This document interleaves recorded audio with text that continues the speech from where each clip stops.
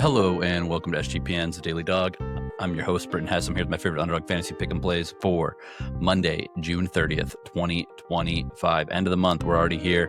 I'm going to give you my favorite Underdog Fantasy Pick and Plays for this day. If you're new to Underdog Fantasy, sign up with the promo code DailyDog, DAILYDOG at UnderdogFantasy.com or in the Underdog Fantasy app. Get a 50% deposit match bonus worth up to $1,000. That is the best promo code out there, so you might as well use it if you're new to Underdog.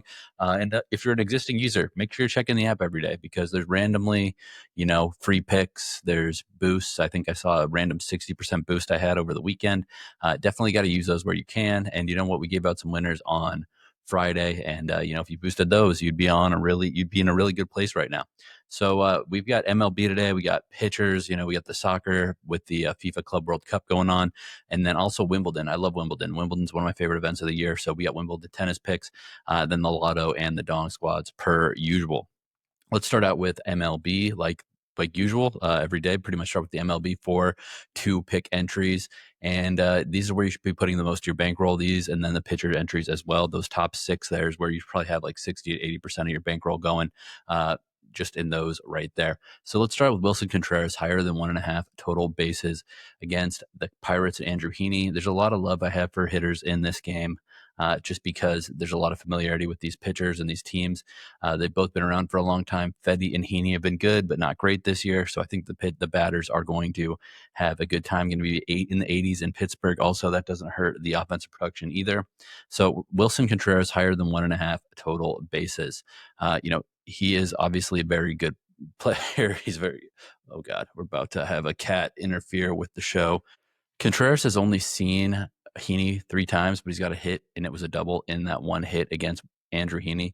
But just again, Contreras is a very dangerous player that I think is going to do well in this lefty versus righty matchup. Continuing, we're going to go with Kyle Schwarber higher than 0.5 RBIs. Yes, he's probably batting in the 2-hole, but the good news is Trey Turner has been heating up in the last month or so. Trey Turner gets on base. There's a lot of ways for Kyle Schwarber to get that RBI, and also Marsh batting in the 9-hole. So, once the game gets underway out of the first inning, having 2 guys with speed like Trey Turner and or Brandon Marsh potentially on base, that is huge for Schwarber's ability to get an RBI. Obviously, you can get a home run as well and just do it that way. So Willson Contreras higher than 1.5 total bases. Kyle Schwarber higher than 0.5 RBIs, 3.49x multiplier. Continuing with MLB entry number 2, Vladimir Guerrero Jr. higher than 1.5 hits, runs, and RBIs. He's going against Carlos Rodon. Rodon has been very good this year, just a 2.92 ERA. The thing is Vladimir Guerrero is 8 of 12 against Carlos Rodon, 6.67 ERA, 66%. He's got a home run. He's got 2 doubles. He's got 5 singles. So he is very comfortable in this matchup. And obviously, I don't think Rodon's going 7-8 innings in this game. So he'll also get a chance to try out the bullpen. Higher than 1.5 hits, runs, and RBIs for Vladimir Guerrero. Then Yandy Diaz, higher than 7.5 fantasy points against the Athletics. Lopez has been good in his last several starts, but I don't know if he's always going to be good. And also 7.5 fantasy points can be gotten without blowing up Lopez. I mean, he's not going to stay that long in this game. This guy's a former bullpen pitcher. I mean, he's gone 7 a couple times, but again, I think Diaz is going to be able to get enough hits, maybe steal a base, maybe it's some RBIs. So 7.5 fantasy points for Yandy Diaz. Vladimir Guerrero Jr. higher than 1.5 hits, runs, and RBIs, 3x multiplier. Continuing, MLB number 3, Mike Yastrzemski higher than 1.5 hits, runs, and RBIs. My goodness, the Giants need to wake up offensively. They're going against Ryan Nelson, a pitcher they're familiar with in division. Yastrzemski, the lefty, versus the righty Nelson. Very good matchup here for him. I think Yastrzemski's going to have higher than 1.5 hits, runs, and RBIs. Pairing that with Jarren Duran, higher than 8.5 fantasy points. Duran has actually been getting on base more often lately. He's getting back in the swing of things. He gets to go against the young Chase Burns, rookie pitcher for the Reds. His first start was not that great. I don't think it's necessarily a good spot to rebound either. He went 5 innings with 3 earned against the Yankees. So it's not like he was getting blown up there, but Jarren Duran is a unique animal the way that he can hit and run. So I like Jarren Duran higher than 8.5 fantasy points here. That with Yastrzemski higher than 1.5 hits, runs, and RBIs is a 3x multiplier.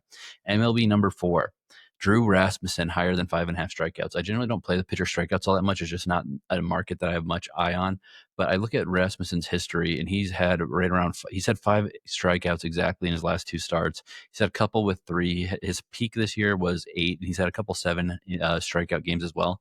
The Athletics strike out a lot. They got these young, aggressive batters that swing at a lot of pitches that they maybe shouldn't, that obviously yields to higher strikeout numbers. So I really do think that there's a good chance for Rasmussen to get over his, your average a little bit here and get 6 strikeouts in this matchup. Because again, it's the matchup here.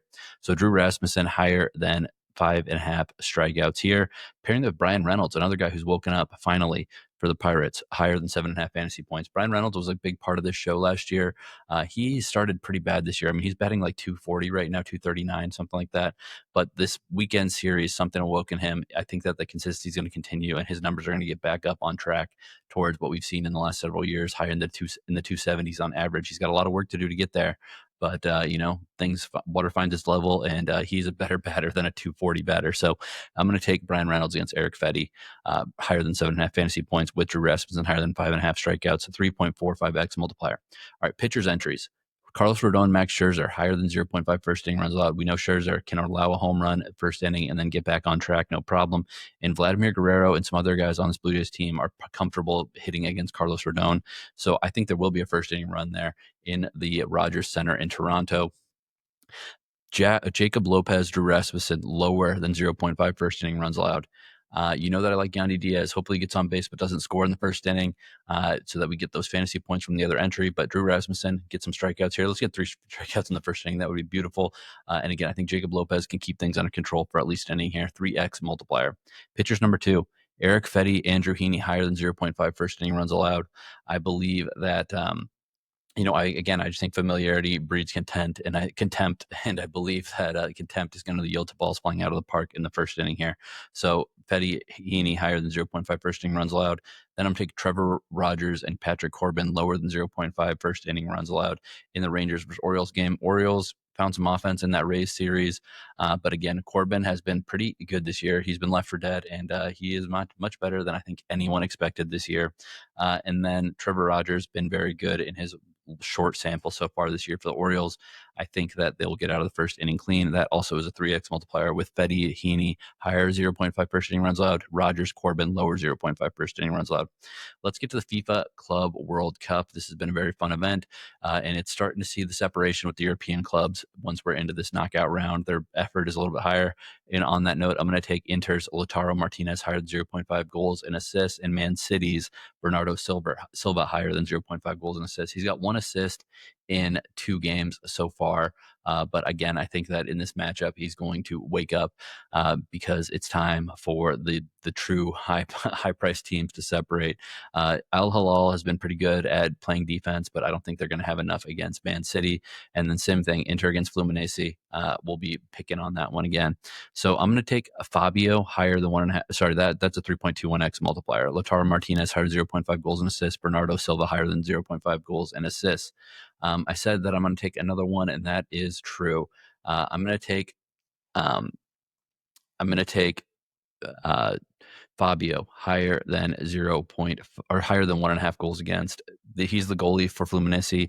I believe that Inter is going to score 2 on him at least here. I know Serie A is a little bit technical, not necessarily high pace, but hey, you know that I already like Martinez to get involved in a goal.